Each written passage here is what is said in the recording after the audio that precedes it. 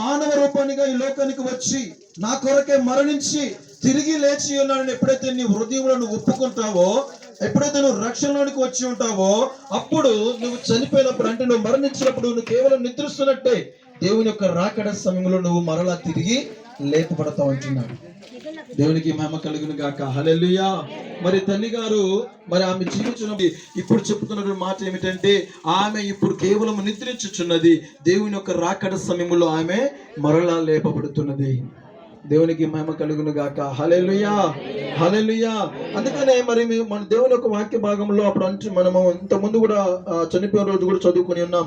మరి తెస్సలోనికీయులకు రాసిన మొదటి పత్రికలో వాళ్ళు దేవుని యొక్క సన్నిధానంలో, దేవుని రాజ్యంలో సజీవముగా ఉన్నారు. ఆమేన్, హల్లెలూయా. అందుకని అంటున్నాడు, సహోదరులారా నిరీక్షణ లేని ఇతరుల వలె, అంటే ఇక్కడ ఉన్నటువంటి దేవుని ఎరగటువంటి వారు కానీ ఎవరైనా సరే ఏమైపోతారంటే వారి గురించి ఎంతగానో బాధపడుతూ వారు ఎక్కడికి వెళ్ళిపోయారు, ఇక మా మధ్య లేరు, ఇక మళ్ళీ వస్తారో రారని వారికి తెలియదు.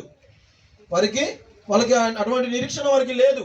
నిరీక్షణ లేనటువంటి వారి వల్లే మీరు దుఃఖపడకుండా నిమిత్తము అంటున్నాడు, నిద్రించుచున్న వారిని గురించి. ఆమేన్, హల్లెలూయా.